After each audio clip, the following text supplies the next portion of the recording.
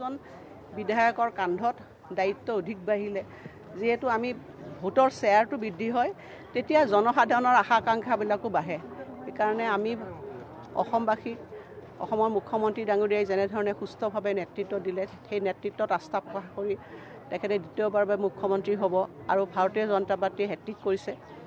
সকলোকে আমাৰ কেন্দ্ৰীয় নেতৃত্ব ৰাজ্যিক নেতৃত্বক কৃতজ্ঞতা জনাইছোঁ আৰু বিশেষভাৱে আমাৰ দলীয় সতীৰ্থসকল আমাৰ NDA সতীৰ্থ অসম গণ পৰিষদ দল ভাৰতীয় জনতা পাৰ্টি আমাৰ যিবিলাক অন্যান্য মিত্ৰজোঁট আছে BPF আছে গণশক্তি আছে সকলোকে অভিনন্দন আৰু কৃতজ্ঞতা জ্ঞাপন কৰিছোঁ আৰু আমি ৰাইজক কথা দিছোঁ যে ৰাইজে আমাক যেনেধৰণে ইমান বিপুল ভোটেৰে আশীৰ্বাদ দিছে তেওঁলোকৰ নিশ্চিতভাৱে প্ৰত্যাশা বেছি হ'ব আৰু সেইখিনি পূৰণ কৰিবৰ কাৰণে আমি এটা কথাই ক'ম যে দিনে নিশা আমি কাম কৰিম যোৱা সময়ছোৱা যথেষ্টখিনি কষ্ট কৰিছিলোঁ অসমৰ উন্নয়নৰ কাৰণে গোলাঘাটৰ উন্নয়নৰ কাৰণে এইবাৰ আমাৰ 5গৰাকী বিধায়কে এতিয়া সকলোৰে অভিজ্ঞতা হৈছে এজন মাত্ৰ নতুন সকলোৱে মিলি পেলাই আমি গোলাঘাটখনক এখন নতুন গোলাঘাট হিচাপে আমি গঢ়িবৰ কাৰণে আমি সকলোৱে চেষ্টা কৰিম উজনিত বিৰোধী এক প্ৰকাৰ ধুলিচাত হৈছে দেখিছোৱে আমিতো কৈয়ে আছিলোঁ আমিতো এটা কথা কৈছিলোঁ আপোনালোকে জানে যে 4 তাৰিখৰ 12 বজালৈ অপজিশ্যনৰ চৰকাৰ হ'ব আৰু 12 বজাৰ পাছত আমাৰ চৰকাৰ হ'ব গতিকে আমি সেইটো মিলিছে আমি কৈছোঁৱে তেওঁলোকে এক্সিট পলৰ ওপৰত বিশ্বাস কৰা নাছিলে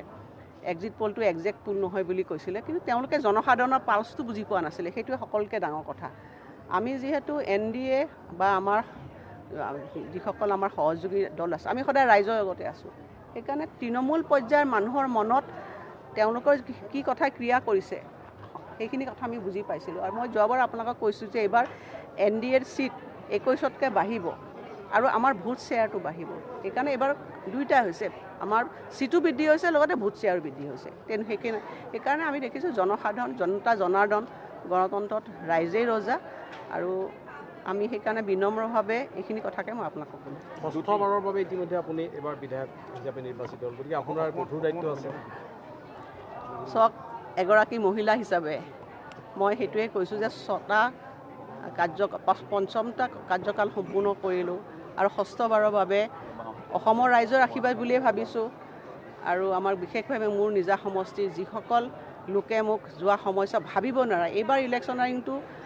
আচলতে মোৰ এটা বিৰল অভিজ্ঞতা হ'ল ইয়াত হাজাৰ হাজাৰ মানুহে এই নিৰ্বাচনী প্ৰক্ৰিয়াটোত অংশগ্ৰহণ কৰিছে যিটো ভাবিব নোৱাৰা মই ব্যক্তিগতভাৱে যিমান নিৰ্বাচনী সভা কৰিছিলোঁ প্ৰায় 60,000 মানুহক চুবলৈ সক্ষম হৈছিলোঁ প্ৰত্যেকটো নিৰ্বাচনী সভাত ভাবিব নোৱাৰা মানুহৰ উপস্থিতি আবাল বৃদ্ধ বনিতা সকলো ওলাই আহিছিলে মুখ্যমন্ত্ৰী ডাঙৰীয়া এটা আশীৰ্বাদ যাত্ৰা কৰিছিলে তাতো হাজাৰ হাজাৰ মানুহে ওলাই আহি আমাক আশীৰ্বাদ দিছিলে ইয়াৰ পৰা আমি গম পাইছিলোঁ যে নিশ্চিতভাৱে ৰাইজে NDA চৰকাৰখন পুনৰ প্ৰতিষ্ঠা হোৱাটো বিচাৰিছে গতিকে ময়ো ষষ্ঠবাৰৰ বাবে বিধায়িকা হ'লোঁ আৰু এইবাৰ দেখিলোঁ যে মানুহৰ ইমান বেছি আশীৰ্বাদ সেইকাৰণে মই ভাবোঁ যে মোৰ দায়িত্ব নিশ্চিতভাৱে আগতকৈ বেছি বৃদ্ধি পাইছে